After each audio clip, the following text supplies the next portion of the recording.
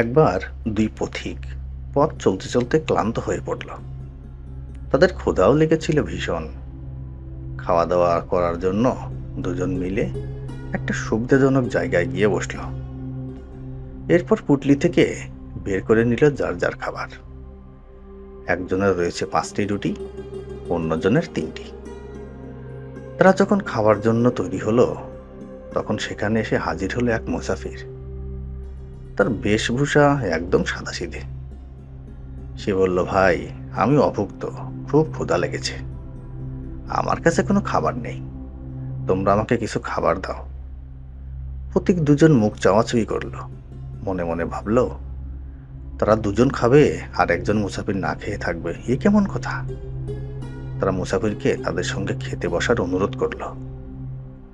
3জন একসঙ্গে খেতে বসল। একজনের 5 রুটি, অন্যজনের 3 রুটি। মুসাফিরের শূন্য হাত, তবুও তারা রুটি বন্টনে কোনো তারতম্য করল না। তারা ভাবল, কারোর সঙ্গে খাবার না থাকতে পারে, কিন্তু ক্ষুধা তো কম লাগেনি। তাছাড়া একসঙ্গে খেতে বসে একজন বেশি খাবে আর একজন কম খাবে, তাই বা কেমন করে হয়। 3জন সমান সমান রুটি খেল। খাওয়া দাওয়া শেষে এবার বিদায়ের পালা। মুসাফির চলে যাওয়ার সময় প্রতীক দুজনকে 8টি দিরহাম বকশিশ দিল। বলল, ভাই, আমি শুধু তোমাদেরটাই খেলাম, তোমাদের কিছুই খাওয়াতে পারলাম না।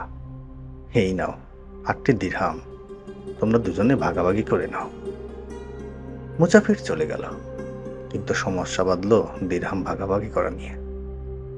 যার 5টি রুটি, সে বলল, আমার 5টি রুটি ছিল, সুতরাং আমি পাবো 5 দিরহাম, আর তোমার 3 রুটির জন্য তুমি পাবে 3 দিরহাম।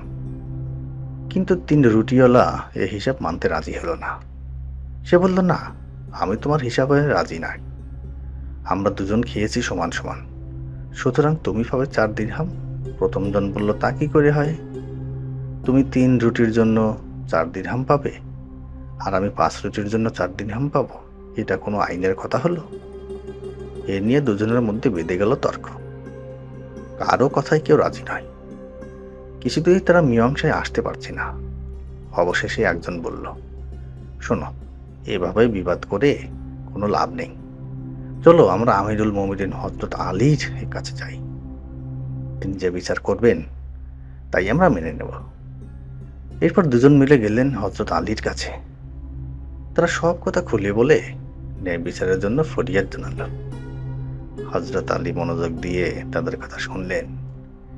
কিছুক্ষণ তিনি মনে মনে কি যেন ভাবলেন, পরে বললেন, 3 জন সমান খেয়েছে তো? উভয়ে ঘাড় নেড়ে বলল, হ্যাঁ। হযরত আলী রাদিয়াল্লাহু তাআলা আনহু বললেন, তাহলে এ নিয়ে এত বিবাদ কিসের? এই হিসাব তো একেবারে পানির মতো সোজা। যার 5টি রুটি সেভাবে 7 দিরহাম, যার 3 রুটি সেভাবে 1 দিরহাম। এমন হিসেবের কথা শুনে দুজনেই অবাক হয়ে গেল। 7 দিরহাম আর 1 দিরহাম ভাগ হলো কোন হিসেবে, তারা কিছুতেই বুঝতে পারল না। হিসাব বুঝতে না পেরে দুজনেই হা করে তাকিয়ে রইল হযরত আলীর দিকে। ইমাম আলী তাদের মনের কথা বুঝতে পারলেন। তিনি বললেন, তোমরা ছিলে 3 জন, 8টি রুটি খেয়েছ সমান সমান। এক একটি রুটিকে 3 টুকরো করলে 8টি রুটির 24 টুকরো হয়, সুতরাং তোমরা এক একজন খেয়েছ 8টি করে টুকরো। মুসাফির লোকটা 8 টুকরোর জন্য 8 দিরহাম দিয়েছে। হযরত আলী বললেন, এবার আসা যাক কে কতটুকু পাবে সে হিসাবে। দ্বিতীয় জনের 3টি রুটিতে 9 টুকরো হয়েছে। 9 টুকরোর 8 টুকরো সে নিজে খেয়েছে, মাত্র 1 টুকরো পড়েছে মুসাফিরের ভাগে, সুতরাং সে 1 দিরহামের বেশি কিছুতেই পেতে পারে না। আর একজনের 5 রুটিতে রয়েছে 15টি টুকরো, তার মধ্যে সে নিজে খেয়েছে 8 টুকরো, বাকি 7 টুকরো খেয়েছে মুসাফির, সুতরাং সেভাবে 7 দিরহাম। হযরত আলী রাদিয়াল্লাহু আনহুর হিসাবের কথা শুনে প্রত্যেক দুজন বিস্মিত হল। তারা তার বিচার বুদ্ধির পরিচয় পেয়ে দারুণভাবে মুগ্ধ হলো। তারা আর কোনো ওজর আপত্তি না করে নীরবে মেনে নিল বিচারের রায়।